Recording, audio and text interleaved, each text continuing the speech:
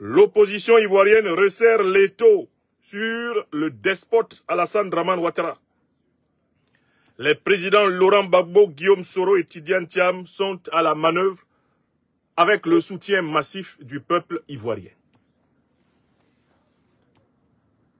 De manière incontestable, et cela même de la bouche des derniers militants sardineux du RHDP, le rassemblement de la haute déprime et de la pour-élection ivoirienne, les mobilisations qui ont été enclenchées depuis le 9 août 2025 passé et qui se sont poursuivies hier, 16 août 2025, sur la place d'Abidjan en Côte d'Ivoire, témoignent de 3 vérités incontestables. La première vérité incontestable, c'est que l'opposition ivoirienne, rassemblée dans le mouvement Trop, c'est trop, dirigé par les présidents Laurent Gbagbo, ancien président de la République de Côte d'Ivoire, Guillaume Kibafori Soro, ancien président de l'Assemblée nationale, ancien premier ministre de la République de Côte d'Ivoire, Tidiane Thiam, ancien ministre de la République de Côte d'Ivoire. Cette mobilisation qui rassemble donc les Ivoiriens à ces 2 occasions est incontestablement populaire. Elle indique d'une manière irréfragable, les philosophes diraient d'une manière apodictique, elle indique que l'écrasante majorité du peuple ivoirien se reconnaît dans les revendications essentielles de l'opposition, à savoir la fin de l'exclusion électorale dans le pays, la fin de la dictature d'Alassane Dramane Ouattara, la restitution de la souveraineté au peuple ivoirien, le retour d'une ère de compétition politique non violente, pacifique, exemplaire et transparente dans le pays, bref, la renaissance ivoirienne. Ça, c'est le premier enseignement de ces mobilisations. Le deuxième enseignement de ces mobilisations, et qui est incontestable, c'est que les leaders de l'opposition ivoirienne ont su transcender leurs calculs personnels et même légitimes, leur volonté individuelle d'être le futur président de la République de Côte d'Ivoire pour épouser une aspiration transcendante à leur personne, une aspiration transcendante à leurs individualités, une aspiration qui dépasse les intérêts de leurs partis respectifs pour épouser la cause profonde du peuple ivoirien pris en otage dans son propre sol par une oligarchie imposée par le néocolonialisme français, l'impérialisme occidental, la corruption locale, la division ethnique, la manipulation religieuse et régionaliste, tout ce que l'on a appelé précisément le régime pourri du restaurant RHDP de Ouattara Dramane. Mais il y a une troisième leçon incontestable qui se manifeste à travers cette mobilisation qui va de crescendo. Cette leçon est la suivante. Lorsqu'un peuple se rassemble autour d'une cause qu'il reconnaît comme sienne, aucune dictature, se proclamant telle comme la plus farouche de la terre, ne peut empêcher ce peuple de se déployer, de se manifester dans l'espace comme étant le souverain. Et c'est une leçon qui s'adresse à tous les peuples africains confrontés à la même situation. En effet, on serait tenté de penser que ces mobilisations sont possibles parce qu'Alassane Dramane Ouattara ne les réprime pas. Oh que non! Alassane Dramane Ouattara est le dirigeant politique le plus violent de toute l'histoire de Côte d'Ivoire envers ses oppositions. Quand il était Premier ministre en 1992, il a failli assassiner toute la direction de l'opposition. Quand il en a eu l'opportunité en 1993 de tenter un coup d'État contre le régime du président Houphouët-Boigny. Il n'a pas hésité à vouloir mobiliser l'armée pour cela. En 1999, il était à la manœuvre du coup d'État qui a renversé le régime du président Bédié. En 2000, il était à la manœuvre de la tentative de coup d'État du Cheval Blanc pour assassiner le général Robert Gueye en septembre. En octobre 2000, il était à la manœuvre pour tenter de voler à Laurent Gbagbo sa victoire aux élections présidentielles de 2000 contre le général Robert Gueye. En septembre 2001, c'est lui qui était à la manœuvre du complot de la Mercedes noire. Attention, Alassane Dramane Ouattara était à la manœuvre et il est le maître d'œuvre du coup d'État de 2002 au mois de septembre à partir du Burkina Faso. C'est le même Alassane Dramane Ouattara qui refuse de respecter la première décision du Conseil constitutionnel ivoirien en décembre 2010 et préfère la guerre pour prendre le pouvoir. C'est le même Ouattara qui a tranché des têtes, massacré plus de 200 Ivoiriens en 2020 pour s'octroyer un troisième mandat anticonstitutionnel. C'est à lui qu'on a affaire actuellement et ces prisons politiques sont remplies d'Ivoiriens.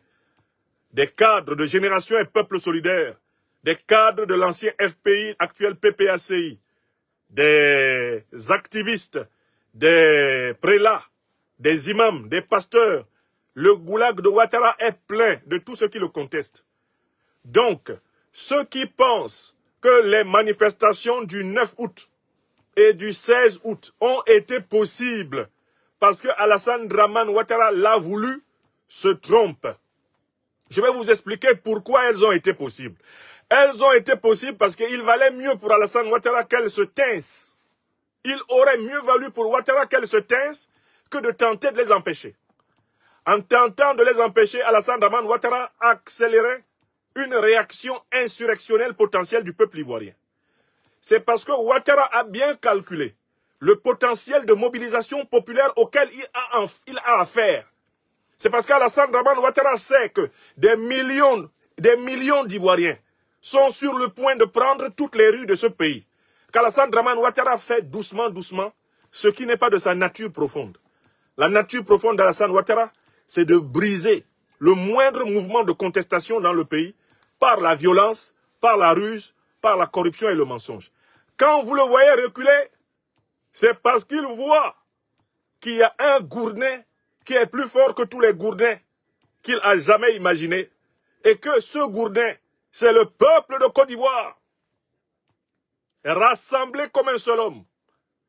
Rassemblé du nord au sud, de l'est à l'ouest, en passant par le centre, soutenu par tous les autres peuples africains. Le peuple de Côte d'Ivoire, déterminé à marquer l'histoire, en refusant d'être capturé par la Ouattari, l'oligarchie criminelle, adoubée par Paris, qui tient le pays en otage pour quelques multinationales qui contrôlent plus de 80% de son économie, au détriment du peuple, au travail, des jeunes hommes et des jeunes femmes de la Côte d'Ivoire, au détriment de l'avenir, bien compris, de ce pays. Écoutez-moi bien, Alassane Dramane Ouattara n'a pas laissé se tenir les manifestations du 9 et du 16 par plaisir. Il a été confronté à ce que Sigmund Freud appelle le principe de réalité, die Wirklichkeit, die Realität.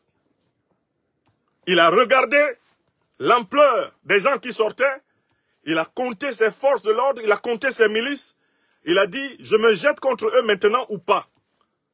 Il a consulté autour de lui ses chefs des principales forces armées, et bien ensuite des forces de gendarmerie et des forces de police. Il a consulté ses chefs de milice avec la question « je tape ou je ne tape pas ».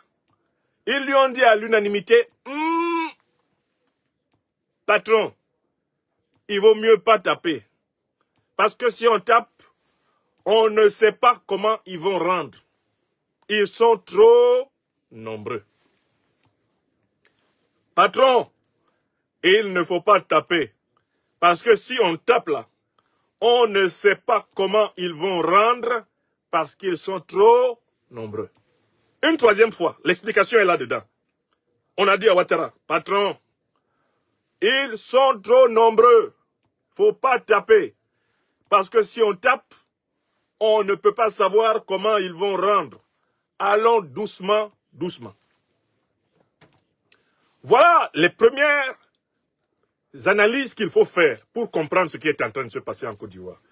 Mais ce dimanche, je voudrais décrypter finement le jeu de chacun des grands acteurs de l'opposition pour montrer comment ils sont en train de réussir à créer une alchimie bénéfique pour le peuple de Côte d'Ivoire. Je prends le président Laurent Gbagbo. Le président Laurent Gbagbo, c'est un fait incontestable, jouit d'une popularité politique jamais démentie dans ce pays. Depuis le temps où il s'est levé comme principal leader de l'opposition contre Félix Houphouët-Boigny. Jusqu'à ce jour.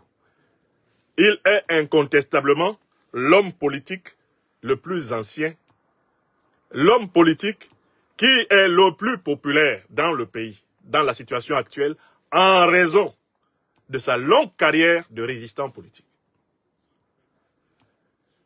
Vous pourrez observer que le président Laurent Gbagbo a avec le peuple de Côte d'Ivoire une relation qu'on va appeler une relation intuitive, une relation non verbale.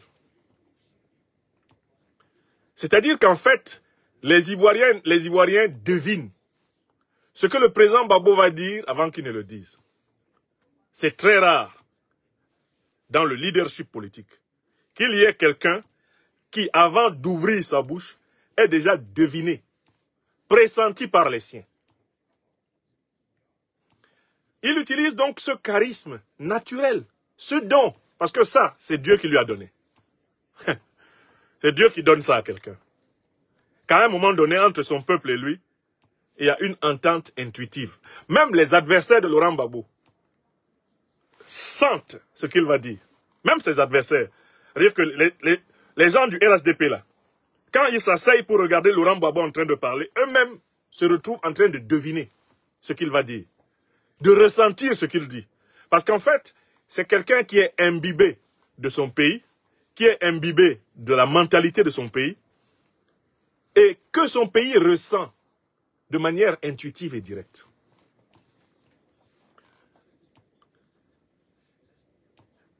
Le deuxième élément important dans la logique politique du président Laurent Gbagbo,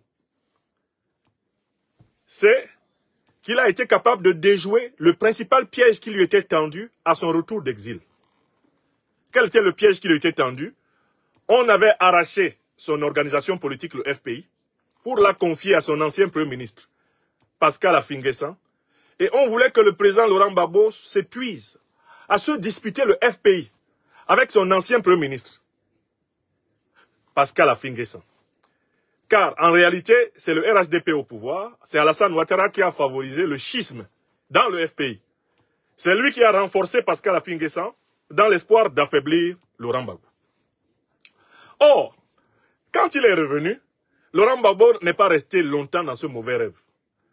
Selon la belle métaphore qui a été retenue, il a laissé Pascal Affi-N'Guessan avec l'enveloppe vide.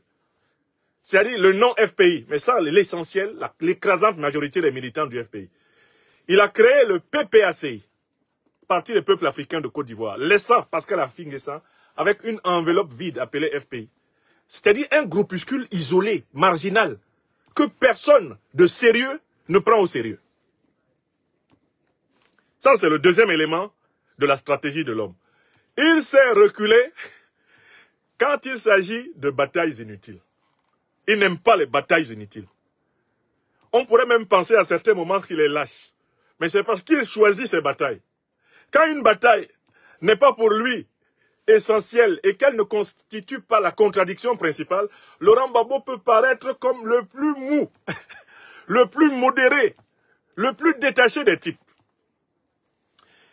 L'ancien président de la FIF, Jacques Anouma, raconte une anecdote intéressante pour éclairer ce que je suis en train de vous dire à propos de Laurent Gbagbo. Il y avait un match, je pense que c'était un match en 2006, un match décisif pour la qualification, en 2005 peut-être, décisif pour la qualification de la Côte d'Ivoire à la Coupe du Monde, en 2006. Il y avait un match comme cela, et je crois que c'est Jacques Anouma qui était président de la FIF.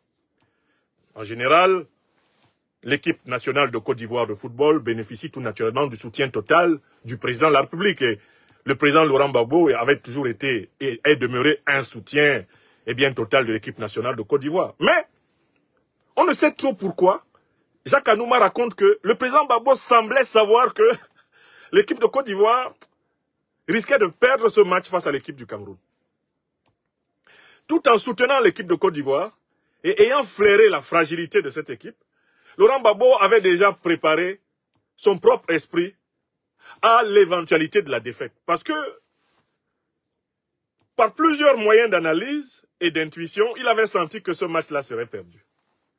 Je pense en particulier qu'il avait tiré des leçons d'une expérience que la Côte d'Ivoire a connue. Je vivais encore à l'époque en Côte d'Ivoire, en décembre 1995. La SEC Mimosa était déjà pratiquement qualifiée pour gagner la Super Coupe des Champions.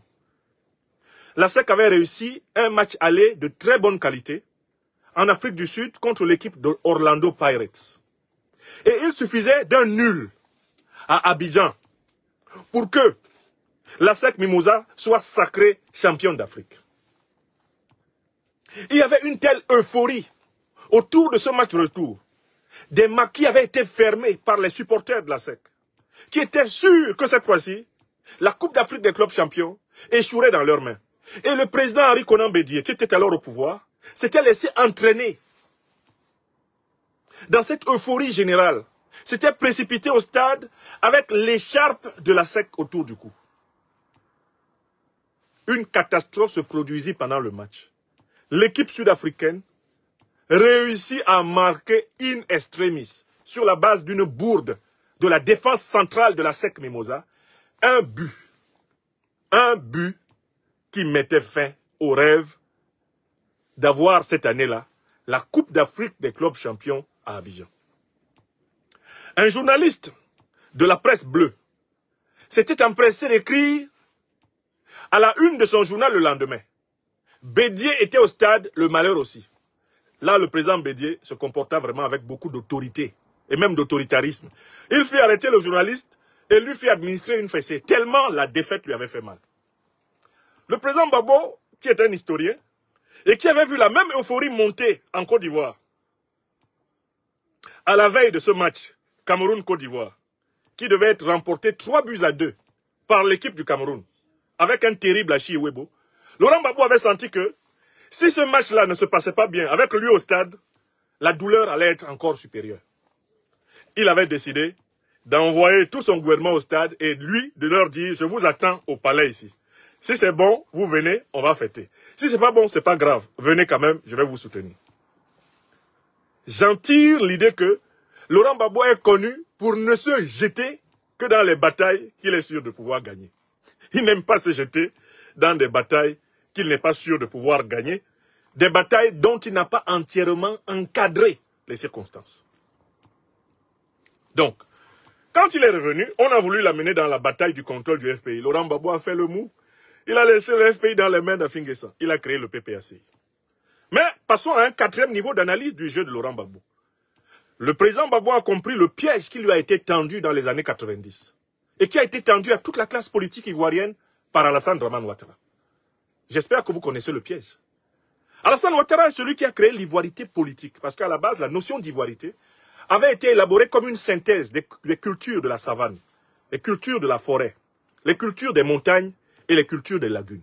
C'était un concept sociologique, anthropologique, ayant pour but de créer une identité culturelle ivoirienne à partir de la mise en alchimie de toutes les sensibilités du quadrilatère ivoirien.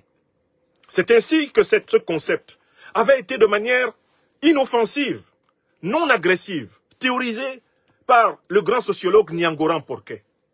Alassane Ouattara arrive en Côte d'Ivoire, il va donner à ce concept une connotation criminelle, exactement comme Oligui Nguema est en train de faire actuellement au Gabon, avec la gabonité. Alassane Ouattara arrive, il crée la carte de séjour. Il crée la carte de séjour et il provoque une confusion entre l'Ivoirien du Nord et ses frères africains venus du Burkina Faso, venus du Mali, venus de la Guinée, venus du Sénégal, venus du Ghana. Il crée cette confusion. On se met à confondre les Ivoiriens du Nord avec les Africains de la sous-région.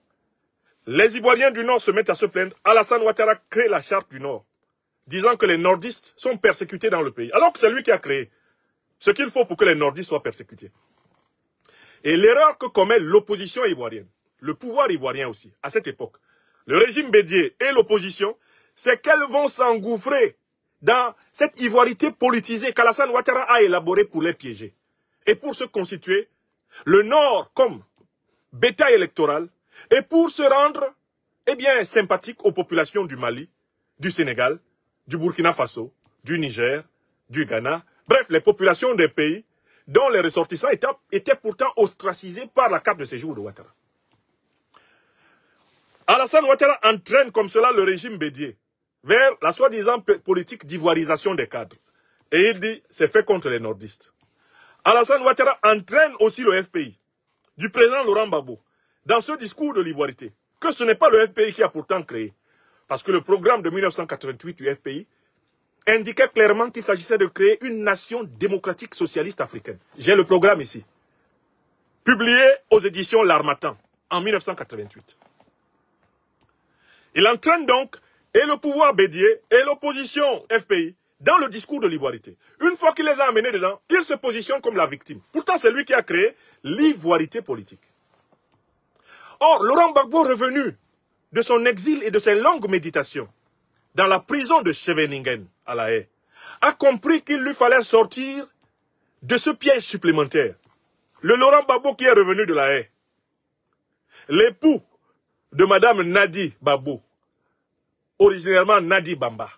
Ce Laurent Gbagbo a compris qu'il ne faut plus jamais qu'on l'entraîne et qu'on le reprenne dans le piège de la manipulation de l'ethnicité ou dans le piège de la manipulation de l'origine africaine.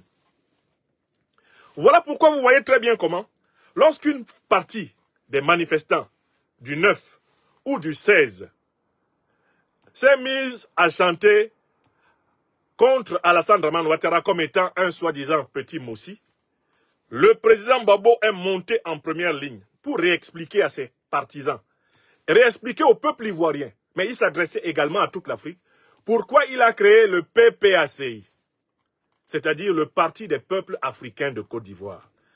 Pourquoi il a dit peuples africains de Côte d'Ivoire? Il a dit ça pour la même raison que nous, avec donc à notre tête le leader de GPS Guillaume Kibafori Soro, nous avons bien compris que tout pays africain est d'abord constitué de générations populaires africaines.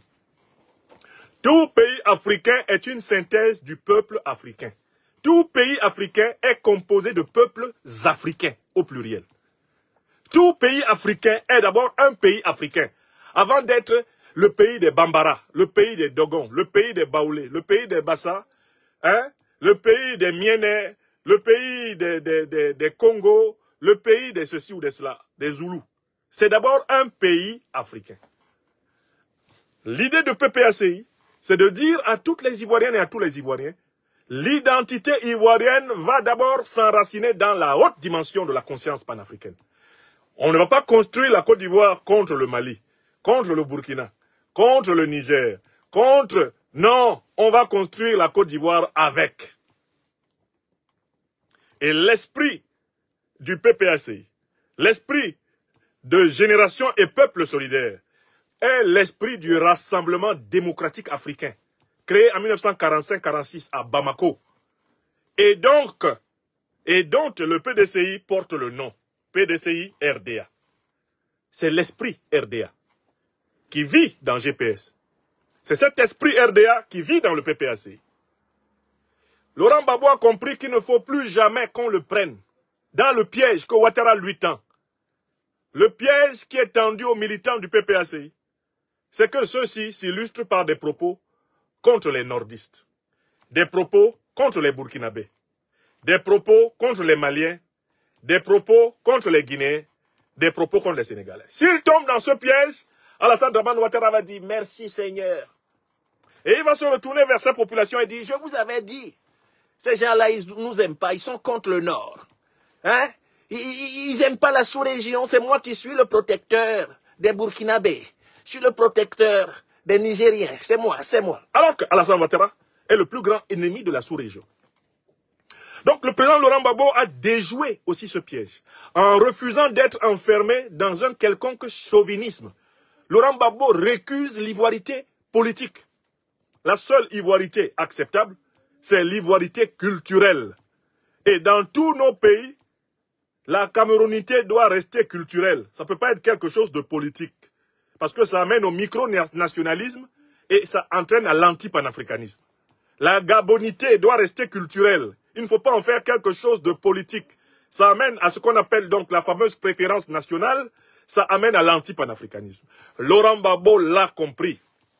Et voilà la grandeur de son jeu. Par ailleurs, alors qu'il est le plus ancien des hommes politiques de l'opposition ivoirienne aujourd'hui, en tout cas des hommes d'État, Laurent Gbagbo joue collectif. Il joue un pour tous, tous pour un. Ce qui est une leçon pour beaucoup, eh bien, de membres des oppositions politiques africaines qui veulent que l'action soit subordonnée à la défense de leur cas individuel. Laurent Gbagbo ne demande pas à GPS de le soutenir lui en tant que Laurent Gbagbo. Il ne demande pas au PDCI de le soutenir lui en tant que Laurent Gbagbo. Il appelle dans le mouvement Trop c'est trop tous les véritables partis de l'opposition à délivrer le peuple de Côte d'Ivoire de Ouattara. C'est du grand jeu politique. Maintenant, je passe à la seconde personnalité par ordre de rang d'homme d'État de l'opposition ivoirienne aujourd'hui. C'est l'ancien Premier ministre de la République de Côte d'Ivoire, ancien président de l'Assemblée nationale de Côte d'Ivoire, Guillaume Kibafori Soro, président de notre mouvement Génération et Peuple Solidaire. En quoi consiste son jeu politique dans cette séquence fondamentale? Premièrement, Guillaume Kibafori Soro a pour lui un avantage incontestable. C'est l'un des leaders, c'est le leader le plus charismatique du mouvement de jeunesse ivoirien. D'abord, c'est l'un des leaders du mouvement de jeunesse ivoirien et c'est le plus charismatique de tous. Celui qui a le plus marqué de tous les leaders du mouvement de jeunesse en Côte d'Ivoire, eh bien, le mouvement de jeunesse ivoirien, c'est Guillaume Kibafori Soro. C'est le patron des secrétaires généraux de la grande fessée historique. Il n'est pas le premier. En ordre chronologique, des secrétaires généraux de la grande fessée historique, mouvement de gauche, fer de lance de la revendication démocratique ivoirienne des années 90. Chronologiquement, il n'est pas le premier. Mais du point de vue de la capacité d'action, la capacité d'organisation, de l'impact sur l'histoire de la Côte d'Ivoire, de ces 30 dernières années, c'est lui. Le président Laurent Gbagbo donne en ce sens un témoignage. Il dit que c'est Guillaume Soro qui a désigné les responsables de la jeunesse du FPI, que lui, Laurent Gbagbo, a nommé. Quand il voulait renforcer la jeunesse du FPI, il a demandé à Guillaume Soro de lui dire quels sont les jeunes du mouvement de jeunesse estudiantine de Côte d'Ivoire qui pourraient utilement rejoindre le FPI pour le doper. C'est Guillaume Soro qui a recommandé l'actuel secrétaire général du FPI, le camarade Damana Picasse, au président Laurent Gbagbo. Ça, c'est un. De deux, Guillaume Kibafori Soro, qui a reconnu que ça a été une erreur, une faute, de faire confiance à Alassane Dramane Ouattara en 2002 pour l'aider à se réinclure dans le jeu politique au nom du panafricanisme. Guillaume Kibafori Soro a, comme le président Laurent Gbagbo, une expérience fondamentale de commandement des armées en Côte d'Ivoire. Il y a entre lui, Guillaume Soro, et le peuple de Côte d'Ivoire une relation qui est aussi intuitive. Il fait partie des hommes politiques que les Ivoiriens devinent. Quand Guillaume Soro, que ce soit sur les campus de Côte d'Ivoire, ou quand il est à la tête d'une organisation politique, se met devant les gens pour parler, on imagine ce qu'il va dire. Parce qu'on le sent. On sait que c'est quelqu'un qui est du pays. Au sens du ressenti, de la vibration. Il a ce lien naturel à sa terre. Troisième élément important de la posture de Guillaume Soro, et cela apporte de la force à l'opposition ivoirienne. De tous les leaders politiques ivoiriens, Guillaume Soro est celui qui a anticipé sur l'importance de la révolution de l'AES. Avant que l'AES n'apparaisse, Guillaume Kibafori Soro et le mouvement Génération et Peuple Solidaire l'avaient vu. C'est l'homme de Bamouania, Bamako, Ouagadougou, Niamey. À l'époque où l'Alliance des États du Sahel n'était pas encore née, où le Mali, le Burkina Faso et le Niger se défendaient chacun comme ils pouvaient contre les assauts de la CEDEAO néocolonisée, se défendaient comme ils pouvaient contre les menaces de dépeçage de leurs États par les groupes terroristes. Guillaume Kibafori Soro fait partie. Il est le premier homme d'État ivoirien à avoir pris fait et cause pour le Mali, du président Assimi Goïta, le Burkina Faso du président Ibrahim Traoré, pour le Niger du président Abdourahmane Tiani. Il les a soutenus quand il y avait très peu qui osaient citer leur nom dans leur discours public. Pourquoi l'a-t-il fait?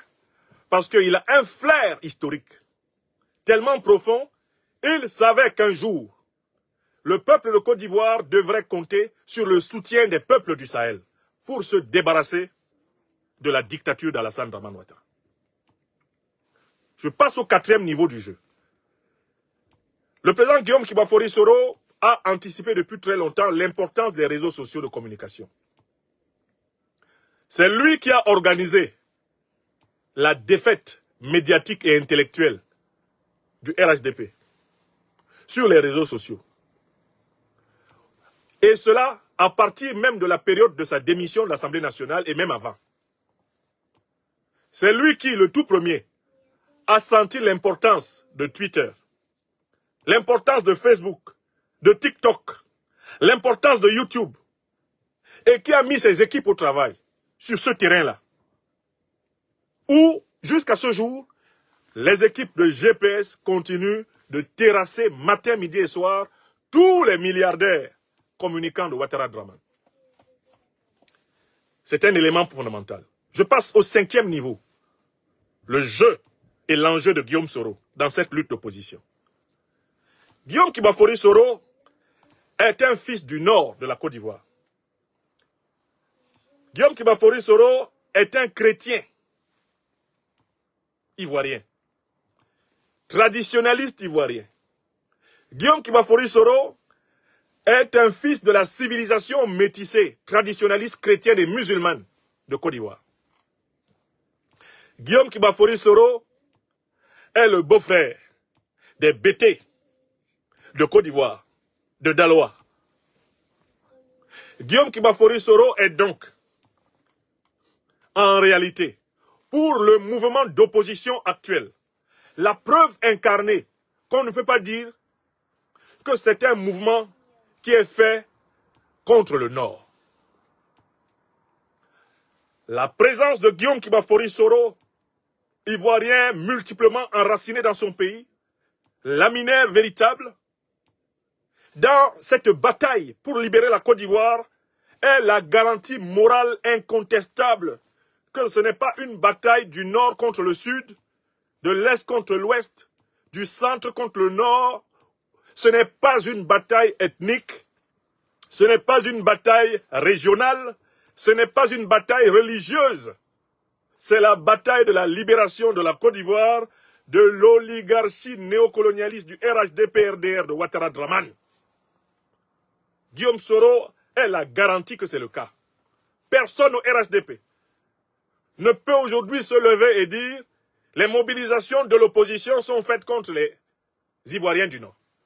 Or, Alassane Ouattara aimerait cela. Et la présence de Guillaume Kibafori Soro et de ses compagnons dans la coalition qui va gagner, cette présence casse le mythe du revanchisme contre le Nord. Mieux, on s'accorde à reconnaître que la partie la plus persécutée politiquement de la Côte d'Ivoire aujourd'hui, c'est le Nord. On s'accorde à reconnaître que la partie de la Côte d'Ivoire qui a perdu le plus grand nombre d'hommes d'État sous les coups d'Alassane Dramane Ouattara, c'est le Nord. On va commencer à compter. Amadou Gon Coulibaly, esquinté par Ouattara, c'est le Nord. Ahmed Bakayoko, esquinté par Ouattara, c'est le Nord. Ouattao, esquinté par Ouattara, c'est le Nord. Le ministre Diakité de l'administration territoriale, esquinté par Ouattara, c'est le Nord. Vous pouvez continuer la liste des fils du Nord qui ont été esquintés par Ouattara. Bala Keïta, esquinté par Ouattara, c'est le Nord. Mamadou Ben Soumoro, esquinté par Ouattara, c'est le Nord. Oui! Faites le décompte des fils de la Côte d'Ivoire qui ont été esquintés. Vous vous rendrez compte que le Nord est la partie la plus meurtrie par le régime de Ouattara. C'est avec les fils du Nord qu'Alassane Dramane Ouattara est d'une inhumanité totale. Regardez comment il trimballe depuis plusieurs années. Le vice-président de notre mouvement Génération et Peuple Solidaire, Koné Kamaraté Souleymane. Regardez. Regardez comment il maltraite nos camarades. Regardez la violence avec laquelle il s'était abattu contre notre mouvement.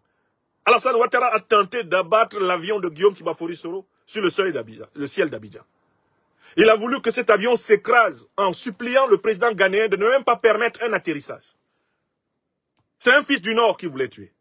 Guillaume Soro a échappé à au moins 7 tentatives d'assassinat. Au moins 7 tentatives d'assassinat ces dernières années par Alassane Dramane Ouattara. C'est le Nord. Donc, Guillaume Kibafori Soro incarne l'impossibilité pour le régime RHDP de se dire ostracisé sur des bases ethniques. Ce n'est pas possible. De la même façon, le président du leader, bien sûr, l'ancien président de l'Assemblée nationale, le professeur Mamadou Koulibaly, que je ne voudrais pas oublier ici, ils incarnent très clairement l'impossibilité pour Ouattara de se tenir devant n'importe quel micro. On essaie de nous ostraciser à cause de nos origines. C'est faux. Je passe à un 6e niveau d'appréciation. Mais le président Guillaume Kibafori Soro est l'homme d'État le plus capé. Après le président du RHDP, usurpant actuellement la présidence de la République, Ouattara Dramane, et le président Laurent Gbagbo, qui a été président de la République pendant 10 ans, Guillaume Soro est l'homme d'État en capacité d'assumer la Côte d'Ivoire, ipso facto. Il peut la gouverner. Car il a montré par le passé, dans des conditions difficiles et dans des conditions normales, sa capacité à gouverner. Donc c'est un poids lourd pour l'opposition ivoirienne. Je viens maintenant au jeu et à l'enjeu du président du PDCI, Tidiane Thiam. Tidiane Thiam est un fils de la Côte d'Ivoire. Cela est incontestable. Je ne reviendrai pas là-dessus.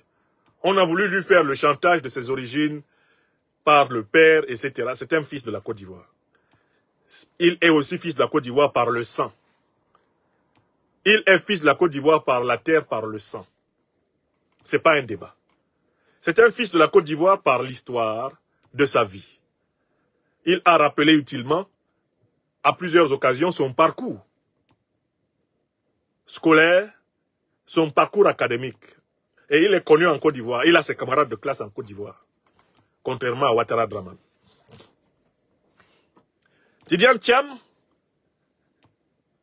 a montré qu'il avait une signifiance et une représentabilité politique. Parce qu'il a réussi, malgré toutes les tentatives de lui opposer des adversaires internes, il a réussi à prendre le contrôle du PDCI-RDA après la mort du président Henri Konan Bédié. Ce n'est pas donné à n'importe qui d'être capable de se faire élire président du Parti de l'indépendance de la Côte d'Ivoire. Ce n'est pas une maison à la tête de laquelle vous pouvez vous retrouver si vous n'êtes rien. On peut critiquer, mais il faut reconnaître la valeur des gens. Il s'est même autorisé de faire semblant de quitter la présidence du PDCI-RDA. Et il y a été reconduit par ses camarades avec brio. Ça, c'est un 3e élément important du personnage. Il a réussi à s'imposer comme le chef légitime, pas seulement légal, du PDCI-RDA. Et notamment à battre celui qui s'esquissait comme son principal rival interne, Jean-Louis Billon. Il n'y a aucun débat là-dessus. Mais Tidiane Thiam, bien que dans un premier moment, il ait cru qu'il pouvait évoluer avec la bonne compréhension d'Alassane Dramane Ouattara. Parce qu'Alassane Dramane Ouattara avait voulu se comporter envers lui comme un père envers son fils. Tidiane Thiam a très vite compris que si Alassane Dramane Ouattara en politique vous appelle mon fils, sachez que potentiellement, vous serez la cible d'un filiocide. Si Alassane Ouattara en politique vous appelle mon fils, mon fils, mon fils, sachez que vous êtes en danger. Tidiane Thiam a vécu cela. Il raconte lui-même qu'avant de se lancer vers l'élection présidentielle ivoirienne, il est allé avec sa grand-tante rencontrer Alassane Dramane Ouattara intuitu personae. Et pour lui dire, je sais que vous avez fini vos mandats. Je ne voudrais pas vous déranger, cher doyen, mais je viens vous informer que j'ai l'intention d'être candidat à la prochaine élection. Alassane Dramane Ouattara, en bon serpent crottal à deux têtes, flatta Tidiane Thiam. Mais c'est bien mon fils. Non, non, non, non, non. Mais tu es un fils. Tu sais, la présidence de la République, ça ne m'intéresse plus. Hein. J'ai déjà tout vu dans ma vie, Tidiane. Hein. J'ai tout vu. J'ai tout essayé déjà. Qu'est-ce que j'ai à faire après 80 ans encore à la tête de l'État? Non, tu peux être candidat. Tidiane Thiam témoigne qu'Alassane Ouattara lui a donné le blanc-seing pour avancer. Et il a eu l'occasion d'apprendre ce que nous lui disions et qu'il n'écoutait pas. À savoir qu'il faut se méfier d'Alassane Dramane Ouattara quand il vous prend en paternité, en politique. Cela veut dire que vous êtes un candidat à la mort politique et à la mort physique. Car Alassane Ouattara n'avance en politique qu'en faisant des sacrifices humains. Il a besoin de sacrifices humains pour consolider son pouvoir. Vous avez vu comment il a sacrifié à Lino Faso, par exemple. C'est un sacrifice humain qu'il considérait comme nécessaire pour montrer qu'il est farouche et essayer d'effrayer et le peuple burkinabé, et le peuple ouest-africain, et le peuple ivoirien. C'est un sacrifice humain. Ouattara avance par sacrifice. C'est comme ça qu'il a fait couper la tête de Nguessan Kouakou Toussaint à Daoukro en novembre 2020. C'est un sacrifice. Et c'est son habitude. Donc, une fois que Tidiane Thiam lui a dit qu'il aimerait s'asseoir dans son fauteuil, là, sur lequel Ouattara était assis, Ouattara, dans sa tête, a automatiquement, je connais les mécanismes mentaux du satrape, il a automatiquement et spontanément proclamé et prononcé la bordée de jurons dont il est friand. Nyamorode, Batrade, Dangaden, tu vas voir. Tu vas me sentir. Dans sa tête, c'est ce qu'il a dit. C'est-à-dire qu'au moment où il verbalisait, non, non, non, mais c'est très bien Tidiane. Dans sa tête, c'était Nyamorode, Batrade, Dangaden. Nyamorode, Batrade, Dangaden. Tu vas voir. Et à peine Tidiane Thiam avait-il tourné les talons et était-il sorti de cette audience qu'Alassane Ouattara a muté ses proches pour dire celui-là, vous me le mettez sous haute surveillance. Hein. Ah non, non, non, non, non. On ne va pas s'amuser avec lui, on va le mater. Je vais lui apprendre que c'est moi qui lui ai redonné son passeport ivoirien, il va voir. Tidiane Thiam, ayant tiré des leçons de cela, ajoute à son jeu une dimension supplémentaire. C'est la démystification de Ouattara, le soi-disant économiste. On doit à Tidiane Thiam un travail très fin pour montrer la différence qu'il y a entre les fonctionnaires du FMI et la Banque mondiale, les fonctionnaires de la Banque de France et les véritables patrons de l'économie. Tidiane Thiam a attiré notre attention sur le fait que ce monsieur de Ouattara n'a jamais pris de risque. Il n'a jamais pris de risque dans sa vie. Il a toujours travaillé sur la base d'une nomination. Il n'a jamais mené une affaire sérieusement. Nomination à la Banque mondiale, nomination au FMI, nomination... Il n'a jamais rien risqué. Il est fait pour des carrières à salaire. Tidiane Thiam a souligné le fait que lui, par son expérience, il a tout risqué. Il a participé à des aventures économiques extrêmement libres dans lesquelles tous les coups sont permis, où la concurrence est rude et impitoyable, contrairement aux fonctionnaires planqués recommandés par Paris dans la Banque mondiale, dans le FMI ou à la Banque de France. Donc Tidiane Thiam contribue à démystifier le soi-disant technocrate venu de Washington, du FMI, etc. Et à le présenter en réalité comme un simple exécutant, un simple fondé de pouvoir d'une oligarchie france-africaine, en perte de vitesse partout sur la terre, y compris dans les négociations sur la paix en Ukraine. Tidjane Thiam arrive et apporte la démystification totale du mythe de l'excellence extraordinaire économique de Ouattara.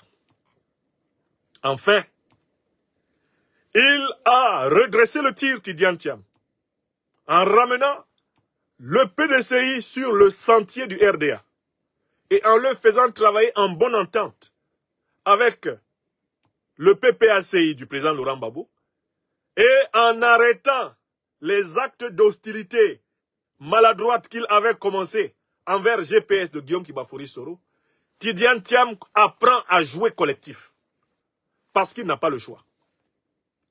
Ouattara Draman lui a imposé l'exil. Ouattara Draman lui impose la marginalisation. Ouattara Draman lui inflige l'exclusion la plus humiliante de sa vie. L'exclusion des listes électorales de son pays natal. Tidjane Thiam, confronté à cette expérience, apprend à travailler politiquement comme un opposant déterminé. Et il est heureux que dans ce malheur, le PDCI-RDA retrouve les couleurs véritables du RDA, Rassemblement démocratique africain. Ce qui veut dire que la jeune garde du PDCI-RDA va incontestablement monter en puissance dans ce parti. Parce que la politique que le PDCI commence à faire là, elle ne peut pas être faite avec des gens qui cherchent les nominations. Elle ne peut pas être faite avec des gens qui sont habitués au pouvoir et qui ne supportent même pas d'être dans l'opposition longtemps. Elle ne peut pas être faite avec des gens qui sont des mous du salon. La phase dans laquelle le PDCI est entré là, c'est une phase de combat politique intense. Je conclus mon analyse de ce premier point de cette émission en vous disant que quand vous analysez le jeu des principales figures de l'opposition, vous comprenez qu'Alassane Dramane Ouattara livre son dernier combat politique. Il ne pourra plus se réfugier au Burkina, au Mali, au Niger, au Sénégal. Même en Guinée, il ne pourra plus se réfugier. Alassane Ouattara n'a plus de base arrière pour mener la lutte politique en Côte d'Ivoire. Alassane Ouattara ne pourra plus instrumentaliser les Ivoiriennes et les Ivoiriens du Nord. Ils ont compris, ils sont quittés dans ça. Ils ont compris qu'il faut libérer la Côte d'Ivoire et qu'il faut arrêter de s'enfermer dans ces perceptions nordistes, sudistes, centristes, ouestistes, estistes. Cela ne vaut rien face aux grands enjeux du monde et de l'Afrique contemporaine. Alassane Ouattara est en difficulté parce que son plus grand soutien, le néocolonialisme français, est en difficulté. Il a vu Bazoum tomber, Macron promettre tous les enfers à Tiani et rien n'est arrivé. Il a vu Ali Bongo tomber, crier « Make noise, make noise », rien n'est arrivé. Il a vu Alpha Condé tomber, « Make noise, make », rien n'est arrivé. Alassane Ouattara sait que c'est le dernier combat politique de sa vie qui est engagé et toutes les conditions pour qu'il le perde sont réunies. Je conclus en disant, les deux mobilisations du 9 août et du 16 août ne sont que des petites gouttes d'eau de la mer, que dis-je, de l'océan populaire qui va prendre ses responsabilités en Côte d'Ivoire dans les prochains jours. Alassane Dramane Ouattara ne pourra pas vaincre ce peuple de Côte d'Ivoire qui s'est levé là. Écrivez ça. Et je rappelle une fois de plus que ce n'est pas lui qui autorise les manifestations. C'est la mobilisation exceptionnelle du peuple de Côte d'Ivoire qui contraint Ouattara à accepter les manifestations. Les futures mobilisations seront monstres. Les futures mobilisations seront énormes, immenses. Ce ne sera pas seulement Abidjan, ça sera le pays tout entier qui se mettra en mouvement. Alassane Ouattara n'aura pas d'autre choix que de quitter le pouvoir. Car il n'a droit ni au 3e mandat qu'il vient de faire, ni au 4e mandat qu'il souhaite faire. Ce à quoi Alassane Ouattara a droit en Côte d'Ivoire, c'est d'être arrêté, jugé et exceptionnellement condamné pour sa méchanceté envers ce pays qu'il a accueilli, qui a fait de lui l'homme qu'il est devenu, et ce pays qu'il a défiguré. Ce pays qu'il a tripatouillé, qu'il a pillé, qu'il a humilié, c'est tout ce qu'il mérite dans cette affaire.